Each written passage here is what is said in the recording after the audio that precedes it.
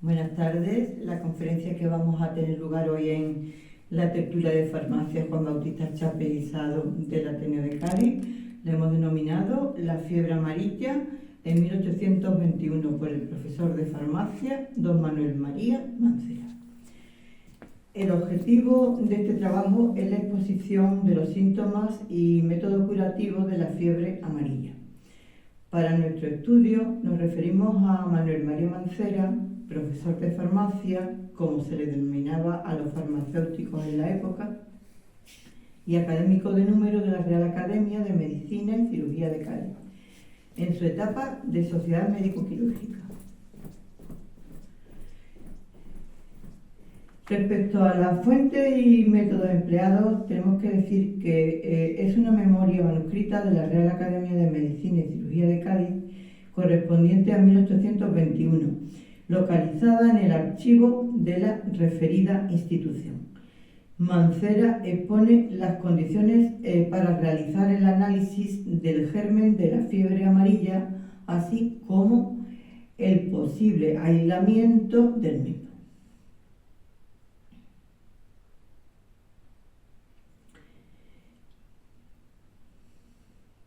Aquí tenemos el escudo de la Real Academia de Medicina y Cirugía de Cádiz. Y la descripción de la memoria se refiere a un ensayo de la fiebre amarilla realizada en 1821 y fue leída a la Sociedad Médico-Quirúrgica por el profesor de farmacia, autor de la misma, Manuel María Mancera. Es un cuadernillo de 14 páginas y están localizados en los legajos de memorias. Aquí tenemos la portada de la memoria correspondiente al legajo que estamos estudiando. Y la firma de don Manuel María Mancera. Hacemos un pequeño apunte biográfico de Manuel María Mancera. Decimos que su firma aparece en el reglamento de la Sociedad Médico-Quirúrgica de 1818. Para su admisión como socio de número, leyó el 17 de mayo de 1821 un trabajo referido al examen de los agentes que influyen en la conservación de los medicamentos y los medios para custodiarlos sin alteración. El 8 de enero de 1823, desde Sevilla, informa a la Academia que debido a su cambio de domicilio no puede continuar como académico numerario, pues era condición necesaria para ser de número vivir en Cádiz. De este socio se conservan varios trabajos literarios. Aquí tenemos el escudo del Real Colegio de Cirugía de la Armada. Es importante el escudo porque la Sociedad Médico-Quirúrgica fue fundada por cirujanos de la Armada.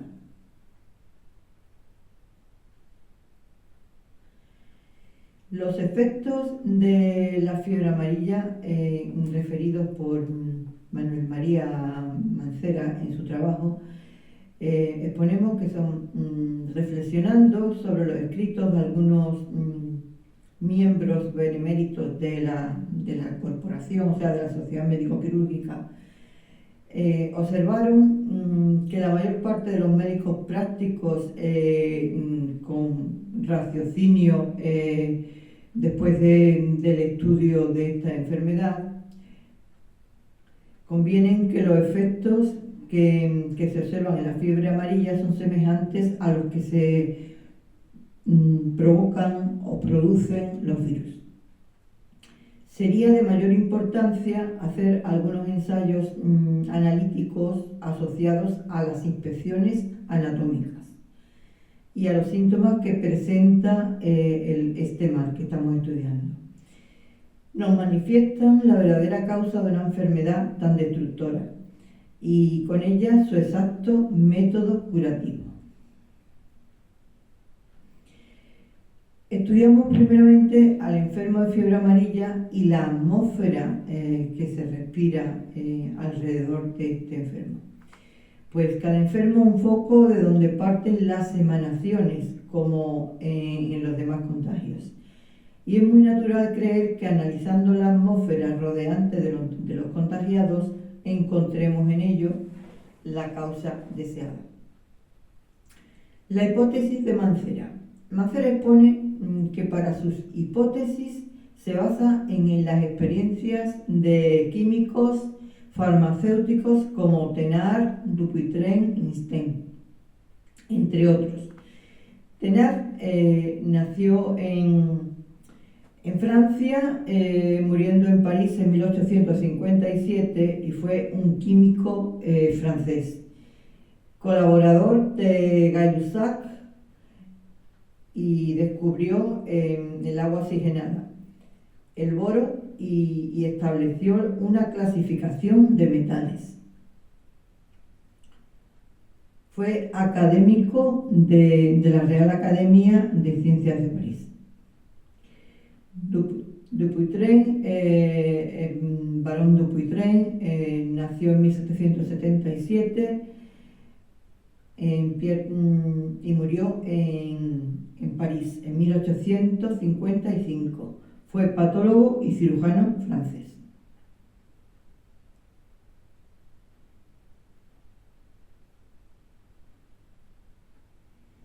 Aquí tenemos una imagen de Dupuytren.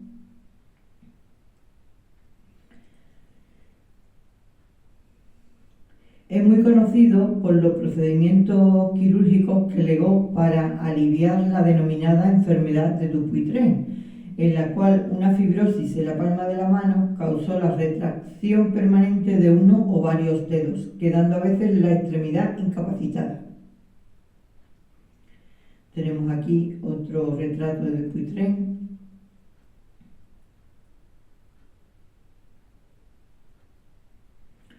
Respecto al análisis de la atmósfera, por el análisis sabríamos si el FOMIS de la fiebre amarilla es el aire atmosférico, que por defecto o por exceso de los principios que constituyen este aire se había hecho pernicioso. Otro motivo por el que podría ser analizado este aire es ver si alguno de los gases deletéreos conocidos y si algún virus particular que, separado de los demás gases con quienes estuviese unido, pudiera estudiarse su naturaleza y propiedades.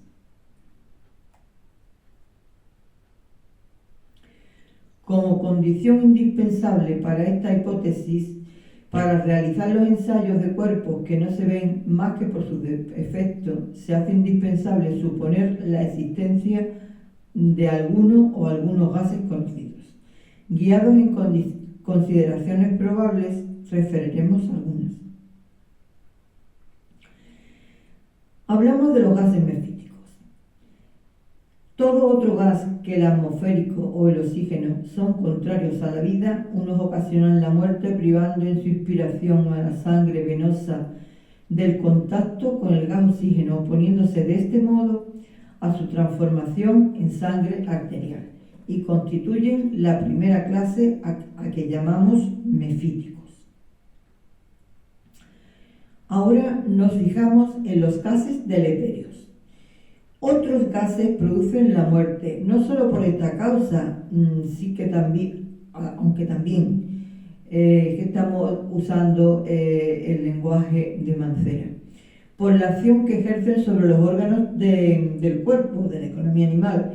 Estos son los verdaderos gases deletéreos, y a cuya segunda clase pertenecen todos los gases ácidos, excepto el gas carbónico, que debe pertenecer a la primera clase. El gas amoníaco, el cloro, el hidrógeno arsenicado, el deutóxido de azoe y probablemente muchos otros sobre quienes la experiencia no ha pronunciado todavía ningún análisis. Nicolas Louis Bockelin, en el Journal de Pharmacie, se expone su biografía. Nació y murió en Saint-Mandé-Évreux en 1763 y en 1829 murió en 1763 fue su nacimiento. Es un químico y farmacéutico francés, profesor del Colegio de Francia y en la Facultad de Medicina. Sus trabajos versaron sobre las propiedades químicas de muy diversas sustancias de origen animal o vegetal. Se le debe el descubrimiento del cromo. En los anales de física franceses, Michel Eugène Chevreul, podemos localizar su biografía. Nació en Angers en 1786 y murió en París en 1889. Fue un químico francés.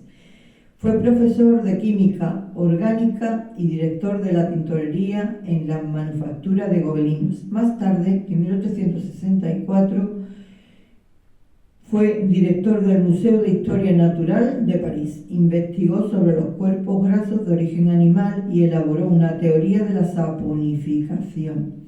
Sus investigaciones sobre la composición de las grasas las aplicó en la fabricación de bujías y jabones.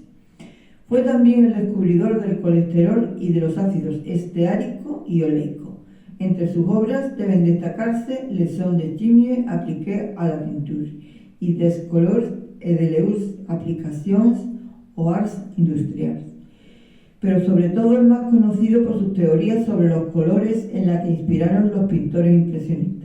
Ganó la medalla Copley en 1857 y murió en París en 1889, con 102 años.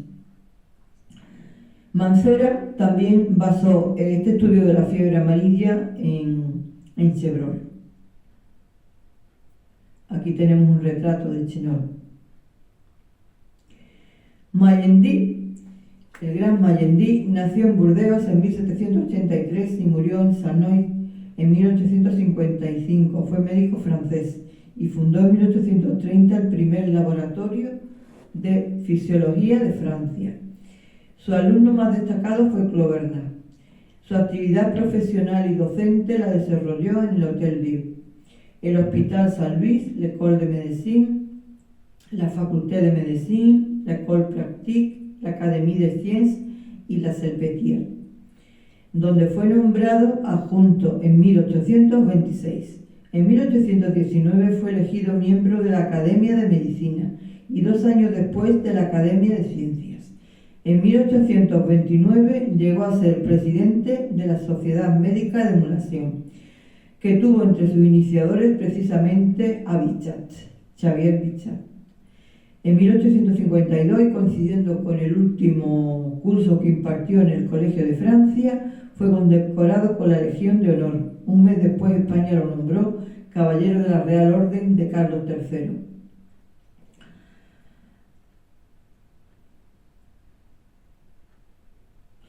Tuvo extraordinarias dotes de observador.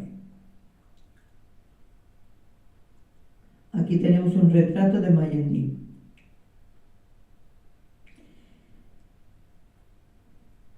Vemos el tratado sobre los medios para desinfectar el aire y prevenir el contagio, de Louis Bernard Guiton de Morveau, en el que también se basó Mancera para este estudio de la fiebre amarilla. Nació en Dijon y murió en París. Fue un químico y político francés. Su más importante contribución a la química fue la creación de un método racional de nomenclatura química que se sigue utilizando, junto también con los químicos franceses Lavoisier, Fourcroy y Berthollet. En su ciudad natal, Dijon, fue abogado del Parlamento. En 1782 abandonó su profesión para dedicarse a la química, colaborando en la Enciclopedia Metódica. Fundó la Sociedad de Minas y fue uno de los fundadores también de la Escuela Politécnica. En 1797 fue su director y como químico fue miembro de la Academia de Ciencias desde 1795. Aquí tenemos un retrato de Guiton de Morveau. Como político durante la Revolución Francesa ocupó diferentes cargos como diputado de la Asamblea Legislativa. En 1792 formó parte del Comité de Salvación Pública en 1793 y en la batalla de Flogov en 1794 como tripulante.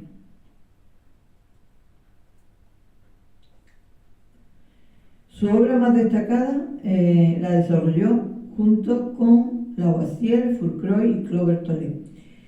En 1782 reformó la nomenclatura química y la obra se publicó en 1787. Mancera expone sobre Guitton de Morveau. Guitton de Morveau refiere Mancera que nos ha manifestado que para desinfectar un aire contagioso de nada sirven las fumigaciones aromáticas, que solo consiguen hacer insensible el mal olor. O sea, eliminan el olor, pero nada más.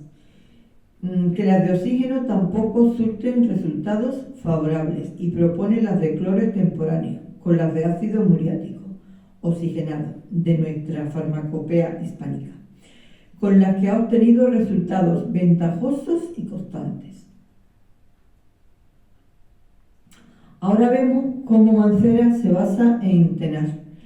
En efecto, el cloro, por el poder que tiene de robar el hidrógeno a todos los cuerpos, descompone el gas hidrosulfurado visiblemente y demás gases oxígenos hidrogenados.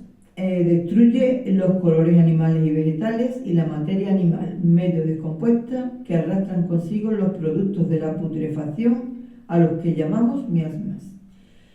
Vemos ahora las suposiciones de Mancera. Refiere, la atmósfera que se intenta analizar contiene el aire atmosférico que en su estado regular, pues que los animales racionales que han sufrido el mal viven respirándola, que los gases no deletéreos, solo el hidrógeno protofosforado puede hacer parte de ella, observado su modo de obrar, y procedencia de alteración animal. Segundo, que los gases deletéreos no puede contener hidrógeno arsenicado, por ser un producto exclusivo del arte, que supuesto que dicha atmósfera contiene aire atmosférico, no puede existir en ella el deutóxido de azoe. Pues estos dos gases se descomponen en su contacto a la temperatura ordinaria. El cloro no debe ser parte constituyente, ya que lejos de favorecer el contagio, lo destruye.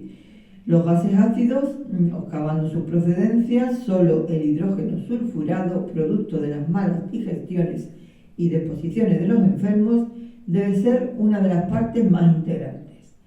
El amoníaco, como producto de toda putrefacción animal, debe sospecharse su presencia, a pesar de que estos dos últimos gases se combinan.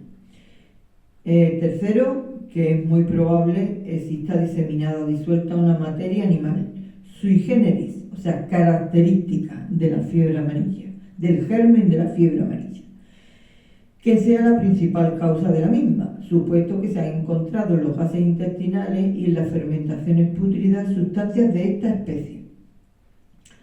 Vemos el aislamiento del fomes contagioso según Mancera. Para conseguir el aislamiento del fomes contagioso, lo primero que se hará es tomar un balón de cristal adornado con llaves de la misma materia, o sea, con una llave de cristal, colocado en la máquina neumática, y hacer el vacío lo más exacto posible. Él dice lo más aproximado posible. Y luego la llave se cierra. Y estando próximo al enfermo epidémico, abrirla para que el balón se llene de la atmósfera del enfermo.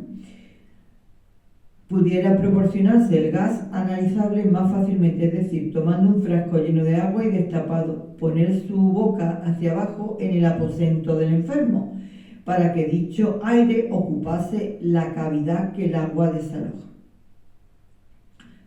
Pero como debemos suponer que el agua en cantidad disuelve el gas o el virus, pues las lluvias contrarias a estos progresos es preferible usar el método primero que hemos visto. Proposición de análisis de gases, según Mancera. Recogido el objetivo del análisis, la cuestión se halla reducida a este problema. Dada una mezcla de gases, determinar los que hacen parte de ella. Proposición, evidentemente, que exige muchísimo cuidado y mucha delicadeza. aunque no sea difícil de resolver, siguiendo un orden con método. Propone TENAR para el análisis. Mancera se fija en esto y que forma el complemento de los conocimientos químicos. La mezcla recogida contiene aire atmosférico, hidrógeno protofosforado, hidrógeno sulfurado, amoníaco y materia animalizada. El hidrógeno sulfurado, tratado el conjunto por una disolución concentrada de potasa cáustica, o sea, deutóxido de potasio, se verificará la absorción del hidrógeno sulfurado, dejando libre el amoníaco si existía, combinado con él. Este procedimiento se ejecutará sobre el mercurio. El amoníaco, por el ácido muriático, que conocemos hoy día, por el ácido clorhídrico, o sea, HCl, se combinarán estos dos cuerpos formando un hidroclorato de amoníaco. Y luego, si se separa, se trata por la cal viva, el óxido de calcio, desprendiéndose un olor resinoso penetrante, propio del álcali volátil, pudiendo apreciarse la cantidad existente del mismo modo que en el procedimiento anterior. La materia animalizada, pues bien, la separación de esta sustancia puede favorecerse por su disolución en agua o en éter, según su naturaleza, y conforme presente sus caracteres se procederá para apreciar esta cantidad. El hidrógeno protofosforado, en primer lugar, se consumirá todo el oxígeno del aire atmosférico por medio del fósforo y enseguida se tratan los gases restantes por el potasio o por el sodio. Este procedimiento se ejecutará en una campana curva sobre el mercurio a un juego de lámpara, en cuyo caso el hidrógeno protofosforado será descompuesto. El hidrógeno quedará libre en su estado de pureza y el fósforo formará con el metal empleado un fósforo sólido que tiene la propiedad de descomponer el agua a la temperatura ordinaria, dando lugar a la formación de un deutóxido de potasa de sosa, que se disuelve, y a hidrógeno perfosforado, que se inflama con el contacto con el aire. Para separar el hidrógeno puro se detonará con cantidad suficiente de oxígeno en el euriómetro de mercurio, por medio de la chispa eléctrica para formar agua, y observado el volumen de los gases absorbidos, los 2/3 de la cantidad será la presión de hidrógeno. El aire atmosférico, por el procedimiento anterior, se consumió todo el oxígeno del aire que se agregó de intento. Si resultase por último algún exceso de dicho oxígeno, se consumirá de nuevo por medio del fósforo, quedando por último resultado del análisis el azoe puro, o sea, el nitrógeno puro, reconocible por sus propiedades. Nos detenemos en la reflexión de Mancera. Él considera su ensayo una hipótesis.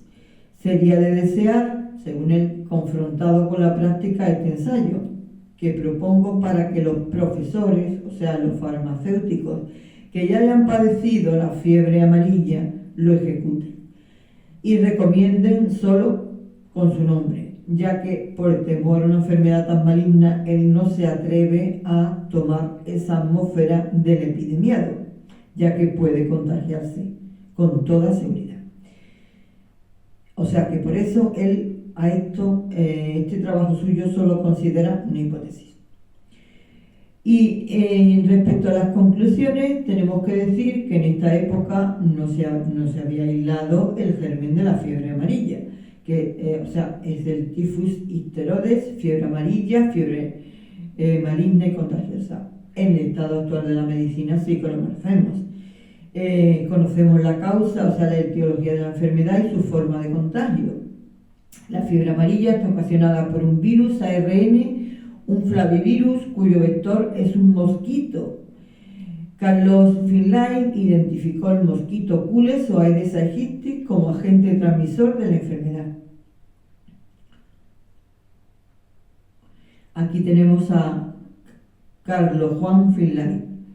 Nació en Camagüey, Cuba, en 1833 y murió en La Habana en 1915. Fue un médico cubano y un eminente científico. El mosquito, al succionar la sangre de un enfermo en el intestino medio del mosquito, entre los 7 y 17 días tiene lugar una proliferación del virus de la fiebre amarilla. Después de este periodo, el mosquito se convierte en infectivo y es suficiente con su picadura a otra persona para que resulte infectada. Desde este momento la epidemia pasa a ser exponencial.